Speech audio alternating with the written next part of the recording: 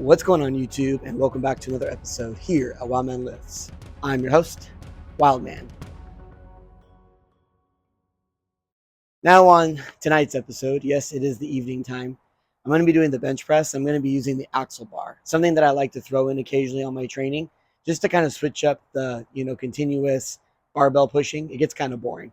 So sometimes to mix it up and kind of see where I'm at on other implements is fun. And the axle bar specifically, because it doesn't bend, doesn't have any knurling, and it's 2 inches thicker in diameter than a normal barbell, I find that it really activates my chest a lot more.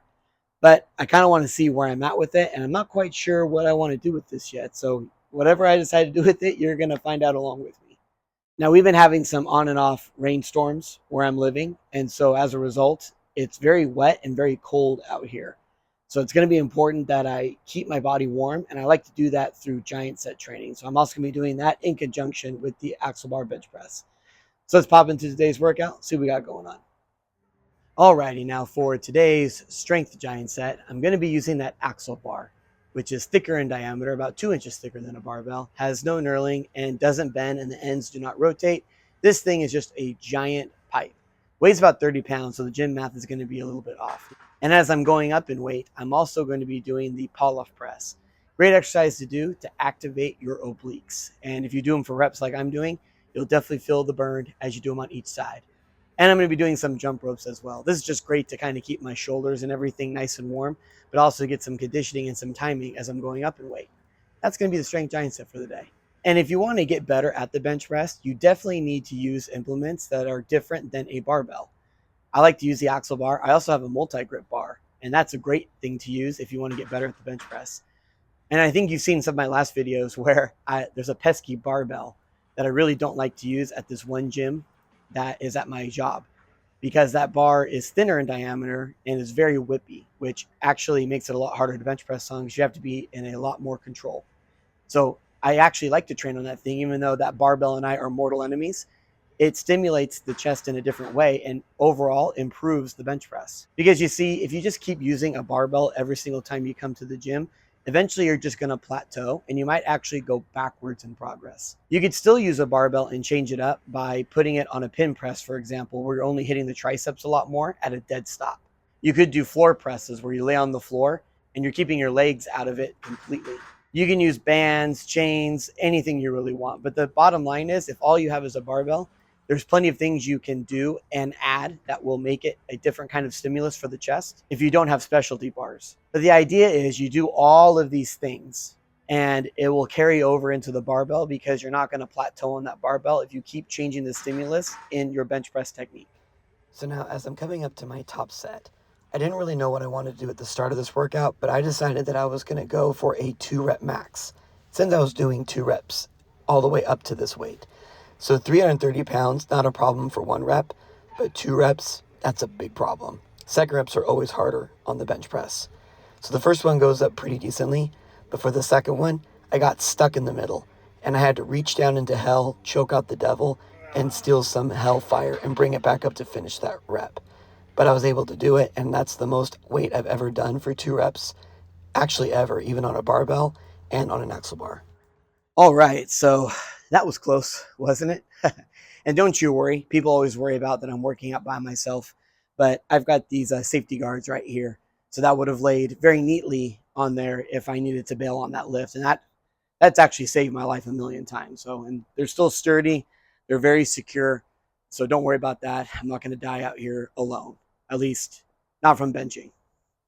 Now, the reason why I was able to grind out that second rep, I think it's for 3 reasons. The first is I train with chains. So if you've ever seen my channel before, I'm constantly training with chains. That kind of teaches me that when I get stuck in the middle and the weight gets heavier, that I need to move a little quickly from the bottom to the middle, but I also need to find extra muscles in order to grind it up as that weight gets heavier to the top of the lift. The second reason is I train triceps a lot. Bench press is all about the chest muscles getting from the chest to the midsection. That's all chest. But once it gets to that mid portion, your shoulders and your triceps then take over. So as a result, I train triceps a lot. And I think that's how I'm able to lock it out, because lockout power is all in your triceps. And the third reason is because I do 1 and 2 very frequently, I knew for a fact that if I was just patient and just kind of grinded my way up to the top like such, that I was able to do it. I just needed to stop wimping out and just get it done. It's very easy when you're at the sticky point or that midsection to just want to give up because it's not going your way. But I kind of found that if I'm going to be able to lift it and I'm able to grind it out, then I might as well do it to set that PR. Most reps I've ever done, 2 reps on the axle bench press with 330. Really good, super proud of that. And now it's time to move on with the rest of the workout. So let's pop in and let's finish strong. Now for the secondary giant set, I was going to work up to a 6 rep max on the axle bar on the incline bench press. I've been doing this lately because I usually don't use the axle bar when it comes to the incline bench press, but the incline bench press really hits the top portion of your chest. So with that axle bar, it stimulates the chest more, which means it's going to stimulate my upper chest more, which is going to give males that look they like when they're trying to make their chest look bigger. Those are the muscles that are required to do that. So the idea was into 3 rounds, try to do as many reps as you can up to 6 reps. I always stop at 6 because that's the sweet number to build strength and size of the muscle. If I can't hit 6 reps, then I know I need to stop and do something else. Or if it's a tough 6 reps, meaning the last rep is really, really hard to get up, then I know I'm done. But in this case, I was feeling pretty good. So I decided that I was going to push it, as I always do. So I was going into a bonus round. And I knew for a fact I was going to be able to hit 300 pounds on the incline bench press, but I've never done it before. I looked into my notes and I've never done this before. So I thought I might as well give this a try. One was perfect. So I decided to put that away. And as I was going up in weight, I was continuing to do the polyp press for the obliques. And I was also continuing to do the jump rope as well. Just something that I need to do in order to keep warm out of this frigid weather. Alrighty, so that last round was a bonus round. I unlocked it by completing 6 reps like I wanted to, and then I got to this set and was able to do a PR for the first time on the incline axle bench press. If it wasn't so tired from all the other work I've been doing, or if this was my first workout that I was doing and it has my strength giant set, then I probably could hit this for maybe 315 like I could on a barbell. That's my PR on an incline bench press with a barbell. But that wasn't the point today. Today was to actually just to hit the chest really hard, do the strength giant set. This is supposed to be complimentary, so I got to back it off there. But if I was fresh, I probably could hit that for 2 reps. But I do give the incline bench press a lot of credit. I really feel like that's how I was able to build my bench press, was doing this after I was done with the flat bench press. And I never did it with the axle bar with this weight before.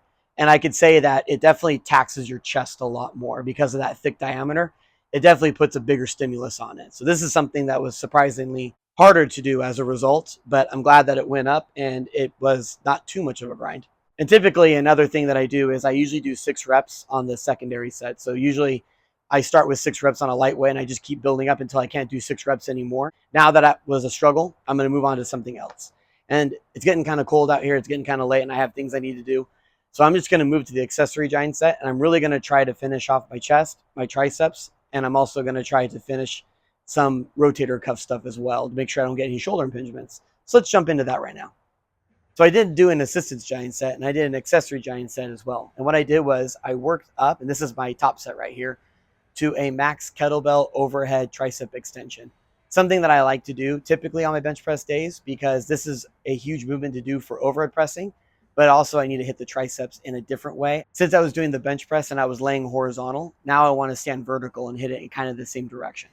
And then to really finish off the chest, to make sure I was getting blood in there and kind of doing some bodybuilding movement, I was doing very high repetitions of some banded pec flies. And that braided band is very thick and very hard to pull. So don't let that fool you. But the idea was just to do this to try to get a lot of blood into the chest because they've been working a lot and the muscles are already torn.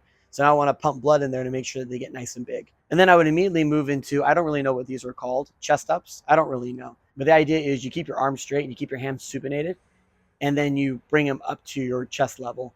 And then the idea is it really hits the chest. It was hitting my shoulders and my biceps as well. I kind of figured out, but the chest was getting a majority of it. And that was getting a really good pump in my chest after doing all those pec flies. And of course, face pulls, because once I'm done working out, I don't want shoulder impingements. Face pulls or some type of variation after every single workout session guarantees that I won't get a shoulder impingement. That was a total workout for the day. Alrighty, so that's going to cover it for tonight's workout. I really appreciate everybody stopping by, and I hope that everybody learned a little something new. And I'll see you next time. Thank you.